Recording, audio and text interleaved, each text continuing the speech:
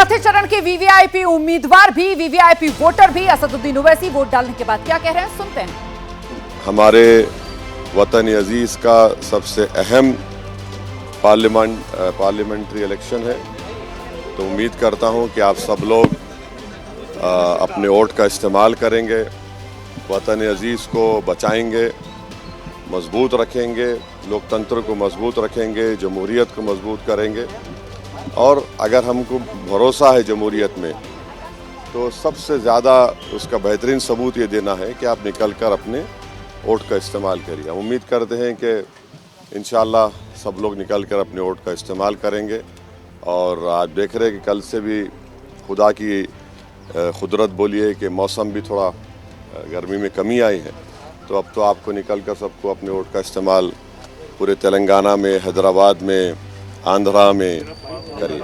So how do you think the election's been going so far? How different is it than 2019? Every election cannot be the same as what it was 5 years ago. The challenges are different, the issues are different, and of course this is a very important historical parliamentary election in our country. And the issues are not what they were in 2019. It is completely different issues, completely different objective, and people also have a different understanding and what they want for this country as compared to 2019. So would you say this is a tough fight for you? Would you say this is a tough fight for you? 1984 से NIM के पास ये seat है. Do you think that this is going to be a tough fight for you? That everything has changed? देखिए, election जो होता है ना, चाहे किसी से भी मुकाबला हो आपका, उसको सीरियसली आपको लेना पड़ता है। You have to take every election seriously, whether it's a municipal election, panchayat election, zila parishad, assembly, parliament. Election is election. You don't have this comfort of even blinking, so you'll have to take your every opponent, whether it is X, Y, Z, whatever it is, and then work hard, which we have done and which has always helped us in winning this seat. And hopefully around this time also, I'm sure that with the blessings of people and faith in Almighty Allah, we will be successful and will win with the same majority. Any message for Prime Minister? Any message for Prime Minister Modi? BJP says they're going to remove 4% quota. That's their main focus here in Hyderabad. Any message for the BJP and Prime Minister? The message would be, people would be people who do not agree with the BJP's ideology, people who do not agree with the venomous statements that the Prime Minister has given about one particular minority community and non-performance of his government. And please understand that, please understand one important thing. What Mr. Modi had done with Agniveer, he is now going to go ahead and do it if he comes back in power with BSF, with CRPF, with Railway Protection Force and SSB. 4 years of service, you're out. Because if he has done this for the army, he will definitely do it for CRPF, SSB, BSF, and all paramilitary forces, and along with RPF.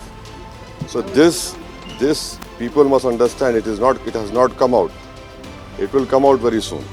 आपको क्या लगता है कि माधवी लता कितना बड़ा competitor है? मुद्दा क्या है, किन मुद्दों पर लोगों को निकलकर वोट करना चाहिए? काफी हमने देखा, काफी आरोप प्रत्यारोप लगते रहे, काफी कम्युनल भी। नहीं, सबसे अहम बात यह है कि अगर आपको भारत की जमहूरियत में, लोकतंत्र में भरोसा है और आप भारत से मोहब्बत करते हैं और आप भारत को ताकतवर रूप में देखना चाहते हैं, आप भारत को ऐसा मुल्क देखना चाहते हैं जहां पर गरीबों की, मजलूमों की आवाज़ सुनी जाए और गरीबों के से इंसाफ हो, नौजवानों को रोज़गार मिले, आप सब लोग, आपके दिलों में एक सेफ्टी का एहसास पैदा हो जाए, तो अपने वोट का इस्तेमाल करिए।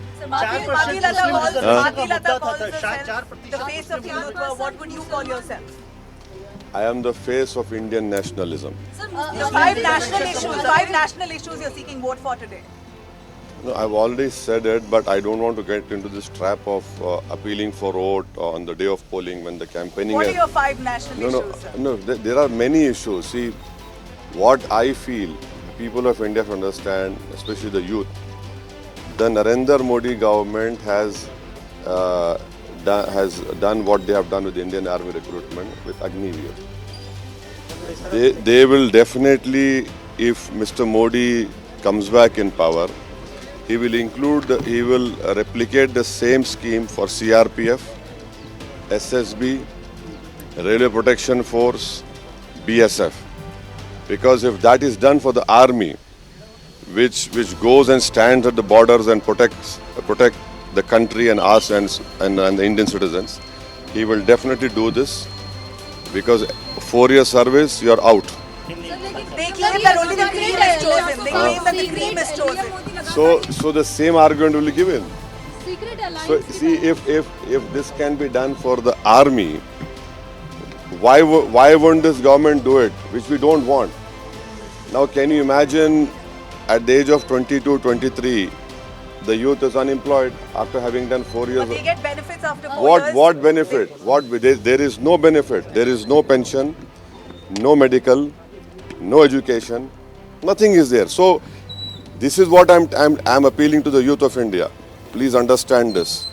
अब उसको हिंदी में बोल देता हूँ कि मैं ये बताना चाह रहा हूँ इस मुल्क के युवाओं को, जो इस देश की आबादी का 50% हिस्सा है, जो हमारे देश का मुस्तकबिल है और जिनके कंधों पर इस देश को चलाने की जिम्मेदारी आएगी। मोदी सरकार ने जब अग्निवीर की स्कीम आर्मी में ला ली और 4 साल के बाद आपको निकल जाना पड़ता है, तो वैसा ही ये करेंगे सीआरपीएफ में, बीएसएफ में, आरपीएफ में, एसएसबी में। तो ये आपको समझने की ज़रूरत है और वही आर्गुमेंट देंगे, आपके हाथ में 20 लाख आ जाएंगे, आप वो कर लीजिए। तो ये बहुत बड़ा मुद्दा है। रेलवेज में भी करेंगे, नहीं करेंगे, और आरपीएफ में तो करेंगे। So what's your take on the India Bloc Alliance? I am not part of it, so I cannot comment on it. Sir 75 साल प्रधानमंत्री का 75 साल के रिटायरमेंट के बाद 75 साल की उम्र में प्रधानमंत्री नरेंद्र मोदी को रिटायर किया जाएगा, उनकी जगह पर अमित शाह प्रधानमंत्री बनेंगे, आम आदमी पार्टी का आरोप है। इसके ऊपर आप कुछ रिएक्ट करना चाहेंगे? नहीं मालूम मैं कैसा रिएक्ट करूंगा उस पर, वो तो एक पार्टी का है। बट जब उनकी पार्टी ने खुद ये कहा था कि मार्गदर्शक मंडल में चले जाएंगे, अब नहीं मालूम नरेंद्र मोदी जीतेंगे या नहीं जीतेंगे। जीतेंगे या नहीं जीतने पर भी वो मार्गदर्शक मंडल में जाएंगे नहीं जाएंगे नहीं मालूम। तो ये तो उन्होंने तो अपने पार्टी के लीडर्स को किया है, बट ये उनकी पार्टी का फैसला है, मैं उस पर तबसरा नहीं कर सकता। पतले को वोट करो, क्या इशारा है? क्या ये सीक्रेट आपके साथ जो कांग्रेस के साथ साझेदारी हो रही है, क्या हो रहा है? आपने नहीं, आप लोग देखिए, ये कोई क्या बोलना चाहिए कि इस तरह का रिमार्क नहीं है ये। नहीं, आप इन्हें सुन तो लीजिए। हम ये कह रहे हैं कि मोटे को वोट दीजिए, दुबले को वोट दीजिए। हम ये कह रहे हैं कि जिसके बाल सफेद है उनको वोट दीजिए। इसमें बुरी बात साथ साझेदारी हो रही है, क्या हो रहा है? आपने आखिरी दिन नहीं, आप प्रचार लोग में किया। देखिए, ये कोई क्या बोलना चाहिए कि इस तरह का रिमार्क नहीं है ये। नहीं, आप इन्हें सुन तो लीजिए। हम ये कह रहे हैं कि मोटे को वोट दीजिए, दुबले को वोट दीजिए। हम ये कह रहे हैं कि जिसके बाल सफेद है उनको वोट दीजिए। इसमें बुरी बात क्या है? बीजेपी वाले इतने नाराज क्यों हो गए उस पर? नहीं, बीजेपी वाले तो क्या बोलते, ट्रोल करना शुरू कर दिए। ओ इसी, अरे भाई सब चीज है ना भाई। आप अपने लीडर को बोलते 56 इंच का, हम बोल रहे मोटा है, मोटे को कामयाब करो। हम बोल रहे दुबले को कामयाब करो, जिसके बाल सफेद है उनको कामयाब करो। तो इसमें बुरी बात कॉन्स्टिट्यूएंसी में उनका नाम पर लगता है सर पॉसिबल है 400 पार? देखिए, 400 पार का जो नारा मोदी ने दिया, भारत के दलित और जो संविधान से मोहब्बत करते हुए समझ गए कि ये 400 पार का मतलब ये है कि बाबा साहब अम्बेडकर का संविधान गया, आरक्षण गया, या बेसिक स्ट्रक्चर चला जाएगा, आर्टिकल 29, 30 गायब, तो ये मैसेज जा चुका है। Still, Modi is considered the most popular leader in multiple surveys in the country. Well, Telangana में चुनाव खत्म हो गए हैं, आप अलग अलग राज्यों में खत्म कहाँ हुए? अरे तेलंगाना में कहाँ खत्म हुए भाई, क्या बोल रहे? 6 बजे तक वोट डालना है आप लोगों को। 7 बजे तक चुनाव प्रचार के लिए अलग अलग राज्यों में 6 PM। तो 6 बजे तक जाइए भाई, वोट डालिए, ऐसा कैसा होगा? वोट आप प्रचार करने अलग अलग राज्यों में भी जाएंगे आप? हाँ जाएंगे। Sir, it's your birthday today and we... No. I have never celebrated my birthday. Is it your birthday today? No. I have never celebrated my birthday. Alhamdulillah, I'm happy that Allah Subhanahu wa Taala and my mother gave birth to me, and I was born to these two. My parents, my late father, my mother. I'm extremely grateful to them. Whatever I am in this world is because of their blessings, because of their There's teachings. a poster that says "Gift a vote to OIC on his birthday today." No, not at all. You have to vote not for an individual. See, the whole understanding of you and the message of anyone going on to vote is forget about individuals. Forget about all this cult following. Vote डालने के बाद असदुद्दीन ओवैसी को आप सुन रहे थे, जिनकी तरफ से कहा जा रहा है कि अगर आप अपने देश से प्रेम करते हैं तो वोट जरूर दीजिए, और खुद को भारतीय राष्ट्रवाद के चेहरे के तौर पर असदुद्दीन ओवैसी ने आगे रखा। जब उससे सवाल पूछा गया कि हैदराबाद में आपके सामने जो उम्मीदवार हैं माधवी लता, वो खुद को हिंदुत्व के चेहरे के तौर पर आगे रखती हैं, भारतीय राष्ट्रवाद का मैं चेहरा हूं, ये कहना था असदुद्दीन ओवैसी का। और इस बीच हैदराबाद में असदुद्दीन ओवैसी को टक्कर दे रही माधवी लता, वो भी आज सुबह वोट डालने के लिए पहुंची, उनसे खास बातचीत सुनाते हैं। हमारे साथ हैदराबाद लोकसभा सीट से बीजेपी की उम्मीदवार माधवी लता हैं और खुलकर अपनी बात रखती हैं, ओवैसी को चैलेंज दे रही हैं। क्या लगता है आपको, ओवैसी का जो किला है वो ढा देंगी आप? वो तो निकल चुका है भैया, वो कब की निकल चुका है। तो अभी जो बचा है सिर्फ आज का परीक्षा दिन बचा है। बस मैं भगवान से ही प्रार्थना करती हूँ कि यहाँ से ये मज़हब का द्वेष निकल जाए, बच्चों के लिए एक उज्जवल भविष्य आ जाए और बेरोजगारी चले जाए, बेघर को घर मिल जाए और औरत को सम्मान भी मिले। आप आरोप लगा रही हैं कि ओवैसी द्वेष पैदा करते हैं? बिल्कुल, ये आरोप की क्या बात है, ये तो इतिहास है। मैम, ये मैं देख रहा हूँ आप आज नंगे पांव आई हैं वोट करने के लिए, तो हाँ, तो आज का पूरा दिन मैं उपवास में हूँ और मन्नत मांगते रहूँगी भगवान से कि उसका दया मेरे सारे हैदराबाद लोकसभा पार्लियामेंट पे रहे। अब तो इनको, मेरे हैदराबाद पार्लियामेंट के सभी प्रजा को तरक्की दे दे, एक नया सूरज दे दे। कितने वोटों से जीत का दावा कर रही हैं आप? वो जून 4 को हम बैठ के फिर माधवी लता हैं, लगातार मुखर होके बोलती रही हैं। अभी हमसे बात करते हुए ये कहा कि ओवैसी का किला वो ढा चुकी हैं, कॉन्फिडेंट नजर आ रही हैं। अभिनेता चिरंजीवी पहुंचे हैं वोट डालने के लिए। इनके भाई हैं पवन कल्याण, जो जनसेना पार्टी के प्रमुख हैं, वही जनसेना पार्टी जो एनडीए में बीजेपी और टीडीपी के साथ सहयोगी है आंध्र प्रदेश में। परिवार के साथ वोट डालने के लिए पहुंचे हैं अभिनेता चिरंजीवी। तस्वीरें आपके सामने हैं, साथ में उनकी पत्नी भी नजर आ रही हैं।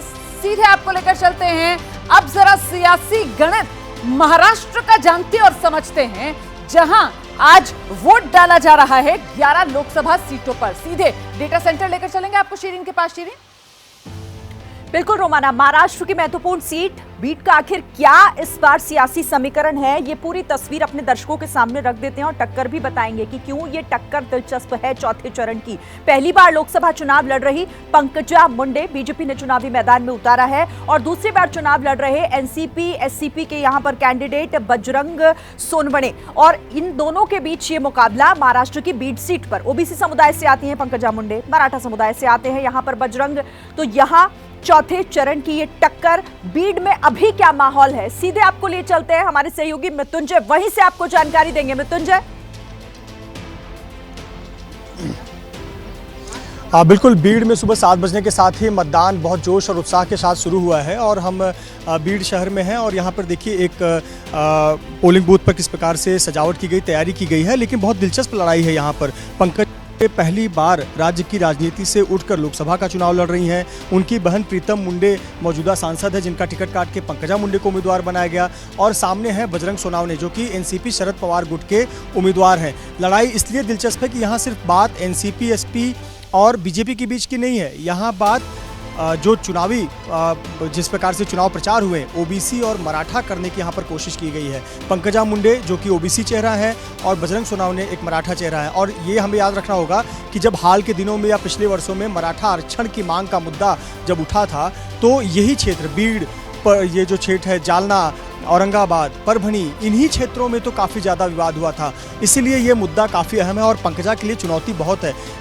2009 से हालांकि बीजेपी का यहाँ पर कब्जा है।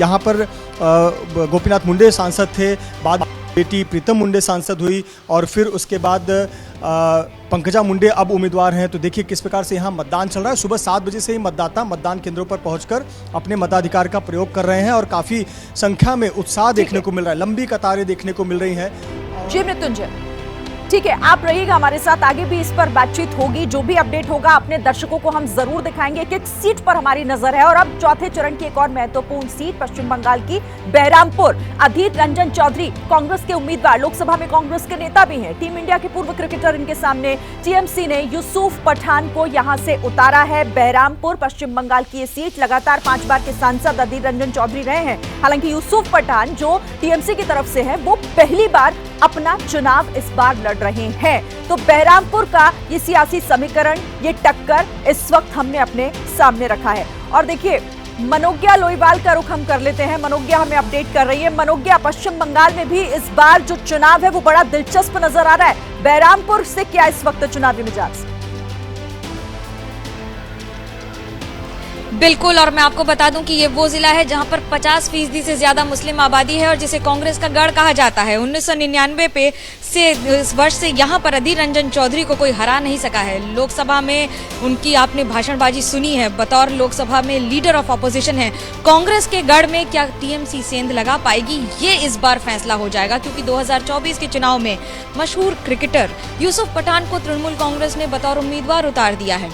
मतदान में तो लगातार बढ़ोतरी और कमोवेश जो संख्या है, अगर हम फीसदी की बात करें तो वो थोड़ी कम हो रही है। गर्मी और तापमान बढ़ रहा है, लेकिन बरहमपुर में तापमान कई गुना ज्यादा है। अगर मैं ये कहूँ कि इस लड़ाई में कांग्रेस बनाम तृणमूल कांग्रेस ही है आमने सामने, लेकिन अगर आप वोट के बंटवारे की बात करें तो करीब 60% से ज्यादा मुस्लिम वोटर्स हैं और करीब 35 से 40% हिंदू वोटर हैं। लेकिन इस वोटर मनोज्ञा और टीएमसी ने सियासी बिसात ऐसे बिछाई कि एक मुस्लिम उम्मीदवार, स्टार अट्रैक्शन वाला यूसुफ पठान को मैदान में उतार दिया। तस्वीरें आप मध्य प्रदेश से देख रहे हैं, उज्जैन से देख रहे हैं, जहां मध्य प्रदेश के मुख्यमंत्री मोहन यादव वोट डालने के लिए पहुंचे हैं उज्जैन। एससी रिजर्व सीट है उज्जैन, बीजेपी का गढ़ है उज्जैन। मध्य प्रदेश के मुख्यमंत्री मोहन यादव का घर भी है, गृह जिला है उनका। वोट डालने के लिए पहुंच गए मोहन यादव। चौथे चरण की पश्चिम बंगाल की वीवीआई की सीट बहरामपुर सीट, देश की उन चुनिंदा सीटों में से एक जहां 1999 से लगातार कांग्रेस पार्टी, या यूं कहें खुद अधीर रंजन चौधरी जीत दर्ज करने जा रहे हैं। एक बार फिर 2024 लोकसभा चुनाव जीत का सिक्सर लगाने की पूरी उम्मीद जता रहे हैं अधीर रंजन चौधरी। उन्हीं से खास बातचीत। हम जीतेगी, इसमें हमें कोई इसमें परेशान नहीं है, शंका भी नहीं है। मुझे बिल्कुल मैं कॉन्फिडेंट हूँ, आत्मविश्वास है मेरा पूरा। अभी तक 2-4 आइसोलेटेड घटना घटी है, जैसे कि बड़ुआ की खरजुना जहाँ घटी है बेलडंगा में। हम लोग भी शिकायत दर्ज कर रहे हैं, लेकिन मैं ये नहीं कहते कि बहुत बड़े कुछ घटना घट चुके हैं, लेकिन 4-5 जगह हो रहे हैं। अभी आगे जब होते रहेंगे तब मैं शिकायत दर्ज करते रहूँगा, तब बोलूँगा। अभी मैं मनगढ़ंत बात तो नहीं कर सकते ना।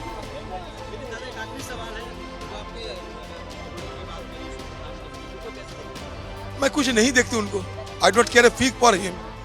मैं किसी को नहीं देखते। मेरे साथ संघर्ष, मेरे साथ लड़ाई, मैं टीएम-70 और टीएमसी पार्टी के और बीजेपी पार्टी के, मैं किसी व्यक्ति के साथ मेरा कोई लड़ाई नहीं है। लेकिन यूसुफ मतलब पठान को बेकार यहाँ खड़ा कर दिए गए। तो कांग्रेस की अधीरता के सामने टीएमसी की तरफ से एक पूर्व क्रिकेटर यूसुफ पठान को चुनाव मैदान में उतारकर मुकाबला कड़ा बना दिया गया है। चौथे चरण की 96 सीटों पर वोटिंग जारी है और दिग्गजों ने आज सुबह जो वोट डाला है उसी की कुछ तस्वीरें आपको दिखाते हैं, जिसमें मध्य प्रदेश के मुख्यमंत्री मोहन यादव भी नजर आ रहे हैं। अपने गृह जिले उज्जैन पहुंचे मोहन यादव वोट डालने के लिए। इसके अलावा असदुद्दीन ओवैसी को आप देख सकते हैं, वो वोट डालने के लिए पहुंचे।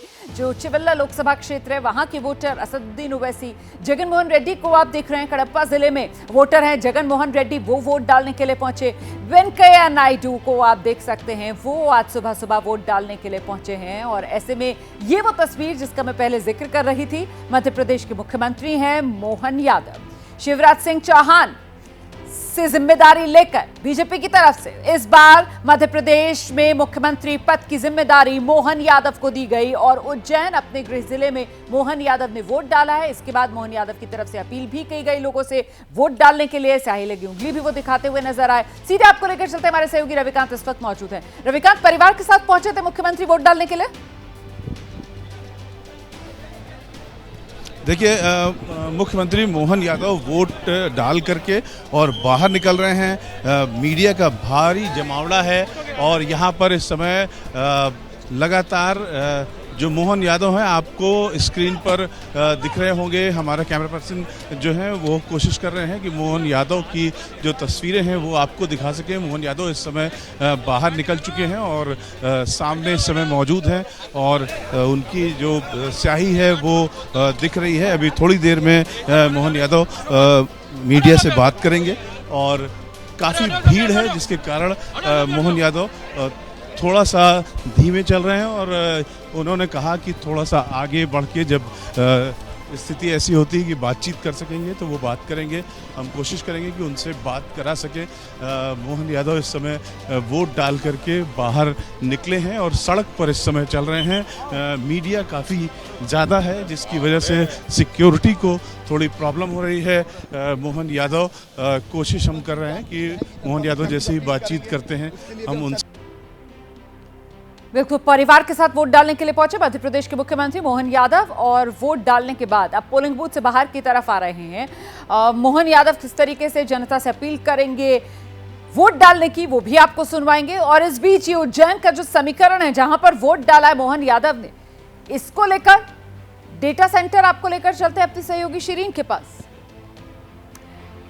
जी बिल्कुल रोमाना, हम उज्जैन का समीकरण दिखाएंगे लेकिन उससे पहले उत्तर प्रदेश का रुख कर लेते हैं और उत्तर प्रदेश की एक महत्वपूर्ण सीट है लखीमपुर खीरी। लखीमपुर खीरी चौथे चरण की टक्कर यहां पर भी है। देखिए, केंद्रीय गृह राज्य मंत्री यहां पर अजय मिश्रा टेनी बीजेपी के उम्मीदवार और इनकी टक्कर उत्कर्ष वर्मा समाजवादी पार्टी के कैंडिडेट, पूर्व विधायक भी रहे हैं समाजवादी पार्टी के, उनसे है। 2 बार के लोकसभा सांसद हैं अजय मिश्रा टेनी और पहली बार लोकसभा चुनाव लड़ रहे हैं समाजवादी पार्टी के उत्कर्ष यहां पर। तो ये तो टक्कर। अब आपको यहां का फिलहाल अपडेट क्या है, किस तरह का फिलहाल वहां वोटिंग चल रही है? सीधे आपको अहमद बिलाल का रुख कराते हैं। अहमद बिलाल, रिपोर्ट दीजिए वहां से।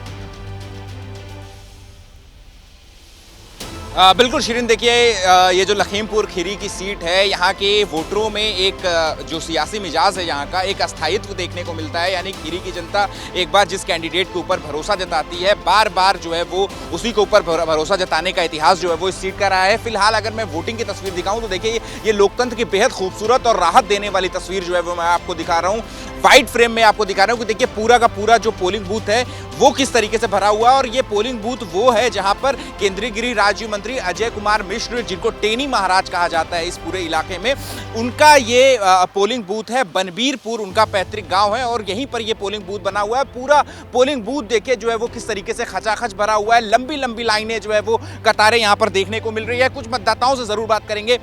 क्या मुद्दे हैं आपके, क्या मुद्दे हैं? आप लोग वोट के लिए लाइन में लगे हुए हैं, बेहद अच्छी बात है, लेकिन किस मुद्दे पर वोट करने जा रहे हैं? वैसे हम अपने देश के लिए अच्छा नेता चुनेंगे। अच्छा नेता चुनेंगे। कुछ लोग जो है वो अब देखिए चूंकि लाइन इतनी लंबी है इसलिए कुछ लोग यहाँ पर बैठ भी गए हैं, जमीन पर बैठ करके इंतजार कर रहे हैं। चाचा, क्या क्या मुद्दे लेकर के आए हैं वोट करने के लिए? बढ़िया से नेता होना चाहिए। नेता बढ़िया होना चाहिए। क्या मुद्दे हैं आपके? बढ़िया नेता चुनिए। बढ़िया नेता चुने, ठीक है। आप बताइए क्या मुद्दे हैं, क्या किन मुद्दों को जहन में रख करके आए हैं, लाइन में लगे हुए हैं, वोट डालने का इंतजार? विकास का मुद्दा है। अच्छा, गिरी आपके जो यहाँ से गृह राज्य मंत्री हैं अजय टेनी, उनकी सीट है ये, क्या लग रहा है आपको किन मुद्दों पर वोट डालेंगे? जो राम को लाया है उन्हीं को लाएंगे। अच्छा, आपके लिए धार्मिक मुद्दा ज्यादा जरूरी है। क्या आपके लिए क्या मुद्दे? बस धार्मिक ही मुद्दा है। धार्मिक मुद्दा आपके लिए ज्यादा जरूरी है। आप बताइए सर, क्या क्या किन मुद्दों पर वोट? फिलहाल के पास दोबारा आपको लेकर चलेंगे। फिलहाल क्या कह रहे हैं मध्य प्रदेश के मुख्यमंत्री मोहन यादव, जरा ये सुनाते हैं। कहा था कि वो राम मंदिर में भरोसा ही नहीं करते हैं। उनके यहाँ विशेषता रही कि नेहरू जी ने सोमनाथ के दर्शन नहीं किए थे, सोमनाथ के मंदिर के निमंत्रण को ठुकराया था, ये राम मंदिर के निमंत्रण को ठुकरा रहा है। तो कह रहे हैं पाकिस्तान के पास एटम बम में डरने की बात कर रहे हैं। सम्मान करना चाहिए, कह रहे हैं पाकिस्तान के पास भी एटम बम है तो हमें सम्मान करना चाहिए, क्या लगता है? इसी कायरता के कारण से देश भर में आतंकवादी घटना हुई और पाकिस्तान ने दो बार हमारी सेना पे हाथ डालने का प्रयास किया। तो यशस्वी प्रधानमंत्री पूर्ववर्ती लाल बहादुर शास्त्री जी के समय या माननीय अटल जी के समय या माननीय नरेंद्र मोदी जी के समय उनको मुंह तोड़ जवाब दिया गया। कोई भी देश अपने खुद के भरोसे के बजाय दुश्मन पर भरोसा करे, ये कितनी गंदी मानसिकता। कांग्रेस की इस मानसिकता की जनता निंदा करती है और जनता चुनाव में सबका हिसाब चुकता है। मोहन यादव को आप सुन रहे थे। आज वोटिंग वाले दिन वोट डालने के बाद आक्रामक अंदाज में कांग्रेस की घेराबंदी करते हुए आपने उन्हें सुना। श्रीनगर मतलब आसिफ फारूक अब्दुल्ला की अपनी सीट रही है, इस बार वो खुद चुनाव मैदान में नहीं है। ऐसे में किस तरीके का चुनावी जोश श्रीनगर के लोगों में देखने के लिए मिल रहा है आसिफ? रोमाना देखिए, श्रीनगर में ऐतिहासिक तौर पर जो चिंता चुनाव आयोग की रही है वो कम मतदान प्रतिशत है। 2019 के चुनाव की बात करें तो श्रीनगर लोकसभा चुनाव क्षेत्र में केवल 14.7% वोटिंग हुई है और उसमें श्रीनगर के शहरी इलाकों का प्रतिशत देखें तो केवल 7.7% था। और कुछ ऐसा ही हाल बहुत सारे बूथ्स में हमको देखने को मिला है, जहां पर सवेरे से जो यहाँ पे मतदान के लिए कर्मी आए हुए हैं वो इंतजार कर रहे हैं कि वोटर कब आए। हालांकि जो बाहरी इलाके हैं श्रीनगर के या अन्य इस चुनाव क्षेत्र के इलाके, भारी मात्रा में लोग मतदान केंद्र पे आए हैं। हम सुबह से कई बूथ पे घूमे हैं जहां पे बड़ी संख्या में लोग लाइन में खड़े होकर वोट भी डाल रहे हैं। लेकिन एक सच ये भी है कि शहरी इलाकों में जो मतदाता है काफ़ी कम संख्या में पोलिंग के लिए आ रहे हैं, जो चिंता की बात है। बता दूं कि अब से थोड़ी देर बाद उमर अब्दुल्ला और फारूक अब्दुल्ला श्रीनगर के सोनवार पोलिंग स्टेशन से मैं अपने मत का प्रयोग करेंगे और उसके तुरंत बाद वो टंगड़ार यानी सरहदी जिला कुपवाड़ा में एलओसी के पास जाएंगे, जहां पे वो चुनाव प्रचार आज कुपवाड़ा के लिए करेंगे। आसिफ आप की एक रिपोर्ट है जहां पर कश्मीरी पंडितों में इस बार चुनाव को लेकर किस तरीके का उत्साह नजर आ रहा है, ये जरा दर्शकों को बता देते हैं। जम्मू में जो लोग 90 के दशक में आतंकवाद के चलते कश्मीर छोड़कर जम्मू में बसे थे, वो आज यहाँ अपना वोट जो है वो श्रीनगर लोकसभा सीट के लिए यहाँ से डाल रहे हैं। और यहाँ उत्साह आप देख सकते हैं कि किस तरह यहाँ लोग जो है वो अपने मताधिकार का प्रयोग करने पहुँचे और इसके लिए विशेष व्यवस्था भी की गई है। यहाँ पर आप देख सकते हैं चुनाव आयोग द्वारा लगातार यहाँ पर जो है पोलिंग स्टाफ को यहाँ पर भेजा गया है ताकि ये लोग जो हैं अपना वोट यहाँ डाल सकें। सर क्या नाम है आपका? मेरा नाम कृष्ण कुमार है। कृष्ण कुमार जी, आज आप यहाँ वोट डालने आए हैं। बिल्कुल सर। आप चाहते हैं कि ये वोट अगर श्रीनगर में डालते तो और मजा? बहुत मज़ा होता था। अगर वहाँ पे हो जाता तो हम बहुत खुश हो जाते थे, मगर हमारी बदकिस्मती ये कि हम यहाँ पे जम्मू में वोट, हमारा हक बनता कश्मीर में, तो अभी हम यहाँ पे बना रहे हैं, वोट यहाँ पे डाल रहे हैं। आज कश्मीर याद आ रहा है? बहुत ज़्यादा याद आ रहा है, बहुत ज़्यादा याद आ रहा है। तो अब हम बयान नहीं कर सकते हमें कितना याद वहाँ पे कश्मीर की याद आ रही है। बिल्कुल सर, इस बार एक अजीब सी स्थिति है, न बीजेपी ने अपना कैंडिडेट खड़ा किया है न कांग्रेस ने, तो जो कैंडिडेट है वो लोकल हैं। तो ऐसे में आपके लिए चॉइस थोड़ी मुश्किल हो जाती है कि वो लोकल पार्टीज हैं, श्रीनगर में काम किया है, जम्मू में बेस नहीं है। नहीं सर, हाँ मुश्किल तो है सर। अगर वो अपना कैंडिडेट खड़ा करते ज़्यादा अच्छा होता। अब क्या उनकी परिस्थितियाँ रही हैं वो हम कह नहीं सकते हैं, मगर ऑल ओवर जो भी है अच्छा है। पिछले 30 सालों में जो मतलब अदर पार्टी जो थी, हुर्रियत वाले दूसरे तीसरे, जब भी वोटिंग होती थी वो पहले ही चार्ट अपना निकाल देते थे कि भाई नहीं वोट नहीं डालना है, ऐसे करना, पत्थरबाजी होती। मगर ये इस बार ऐसा है, पीसफुल सब कुछ हो रहा है। दरअसल ये एक बड़ा मुद्दा है जिसको लेकर घाटी में बीजेपी की घेराबंदी इसी बात को लेकर की जा रही है कि एक तरफ अनुच्छेद 370 हटाने जैसा ऐतिहासिक कदम और बावजूद इसके घाटी में बीजेपी की तरफ से अपना एक भी उम्मीदवार नहीं दिया गया। खैर, जम्मू कश्मीर के श्रीनगर में मतदान को लेकर वोटर्स में उत्साह, कड़ी सुरक्षा के बीच मतदाता लाइन लगाकर अपनी बारी का इंतजार कर रहे हैं। दिखाते हैं आपको आसिफ कुरैशी की रिपोर्ट। श्रीनगर जो है चुनाव क्षेत्र में पोलिंग स्टार्ट हो गई है। हम इस समय गुंड हसीबत इलाके में हैं। पोलिंग स्टेशन नंबर ए है। लोग जो है बड़ी संख्या में आना शुरू हो गए हैं। सुबह सुबह ही इन्होंने आने का सिलसिला जो है वो शुरू हो गया है। मतदाता पर्ची अपने हाथों में लिए मतदाता यहाँ पे खड़े हैं। हर वर्ग हर उम्र के जो है फिलहाल पुरुष ही ज़्यादा नज़र आ रहे हैं। महिलाएं हो सकता है कि सुबह का समय है, घर में काम काज होता है तो उसके बाद ही यहाँ पे आएंगे। कुछ लोग हैं हमारे साथ, इनसे जानने की कोशिश करेंगे।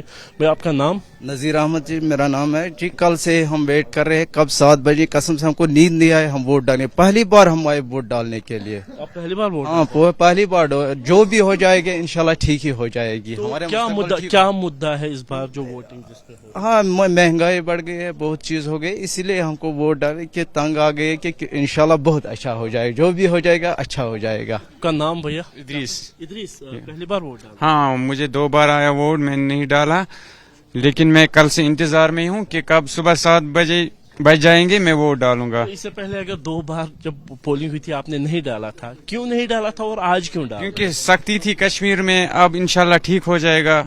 हम जिसको भी वोट डाले ठीक हो जाएगा इंशाल्लाह। तो क्या मुद्दे को मद्देनजर रखते हुए इस बार आप वोटिंग के लिए आए हैं? मैं इसलिए आया कि मुझे दिल ने बोला कि आज डालो वोट, इंशाल्लाह ठीक हो जाएगा कश्मीर के। मिला के देखे तो जम्मू कश्मीर में देखे तो विधानसभा चुनाव 10 साल पहले हुए थे। लोकसभा चुनाव 2019 के बाद ये पहला चुनाव है और इस बार जो लोगों को लग रहा है कि कहीं ना कहीं लोकतंत्र की वापसी जो है जम्मू कश्मीर में हो रही है और अपने मत का प्रयोग करके वो अपनी जो रोजमर्रा की समस्याएं हैं, चाहे महंगाई हो, बेरोजगारी हो या फिर लोगों के अनुसार जो यहाँ पे लोगों के जो समस्याएं हैं वो कोई आगे नहीं ले जा रहे हैं, तो उसी को आधार बनाते हुए आज ये अपने मत का प्रयोग करेंगे। कैमरामैन अरशद हुसैन के साथ आसिफ कुरैशी, एबीपी न्यूज कश्मीर। कश्मीर में लोकतंत्र की मजबूती और कश्मीर के बेहतर भविष्य की उम्मीद बढ़ाती है। आसिफ कुरैशी की रिपोर्ट आपने देखी। अब पश्चिम बंगाल आपको लेकर चलेंगे आसनसोल।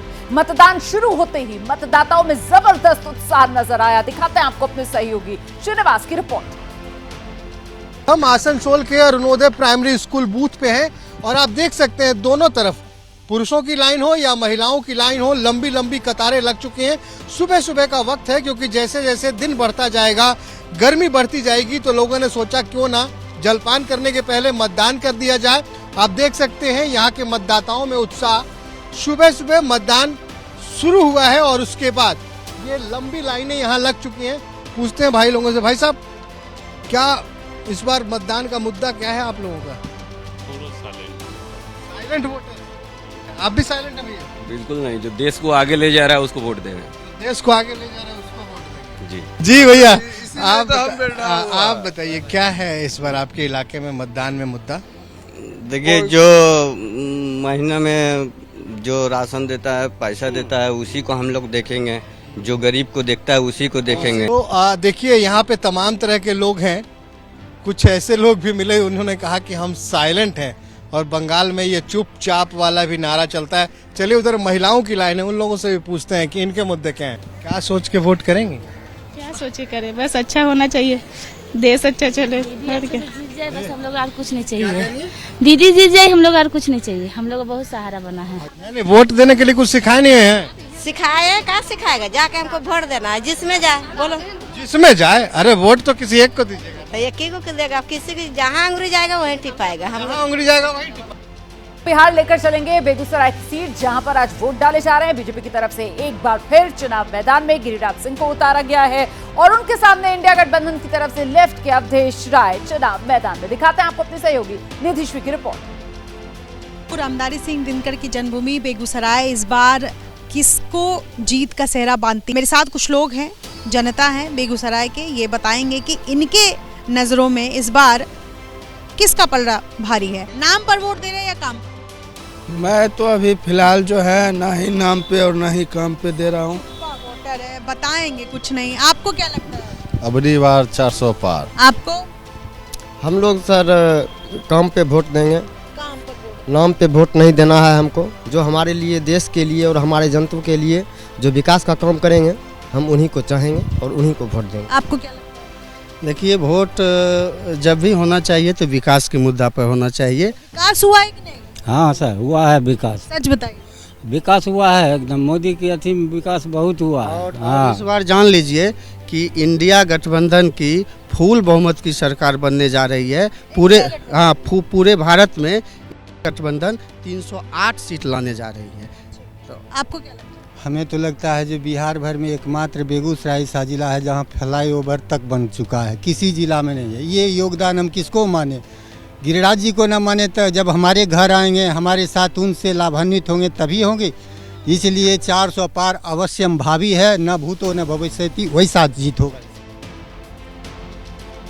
महाराष्ट्र की 11 सीटें जहां पर आज वोटिंग हो रही है, उन्हीं में से एक बीड संसदीय क्षेत्र है, जहां 2009 में गोपीनाथ मुंडे चुनाव जीते थे, 2014 में फिर गोपीनाथ मुंडे जीते। उनके निधन के बाद उनकी छोटी बेटी ने वहां पर जिम्मेदारी निभाई। लेकिन इस बार तस्वीर बदली है और किस तरीके से बीजेपी की तरफ से छोटी बहन की जगह बड़ी बहन को चुनाव मैदान में उतारा गया है, इसके बाद किस तरीके का उत्साह वोटर्स में है, दिखाते हैं आपको अपने सहयोगी मृत्युंजय की रिपोर्ट।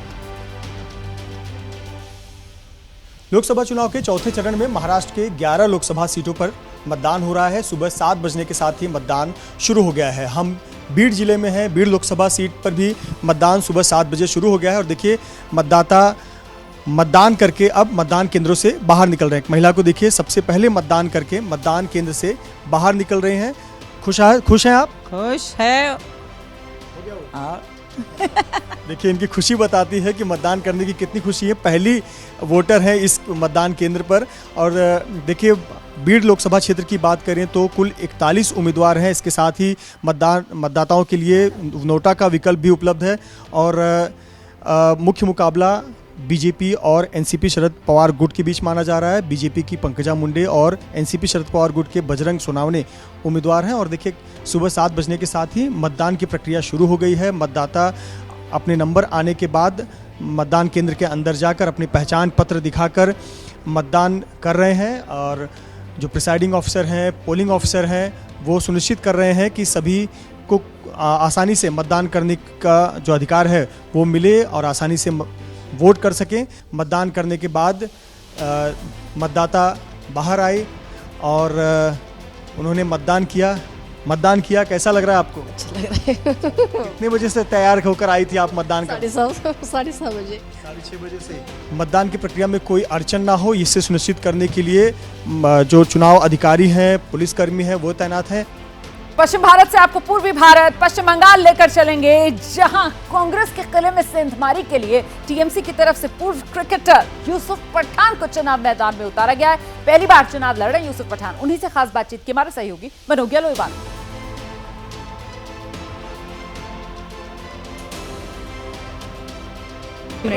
हमारे साथ यूसुफ पठान है, तृणमूल कांग्रेस के उम्मीदवार हैं। इस बार कितना भरोसा है जीत का?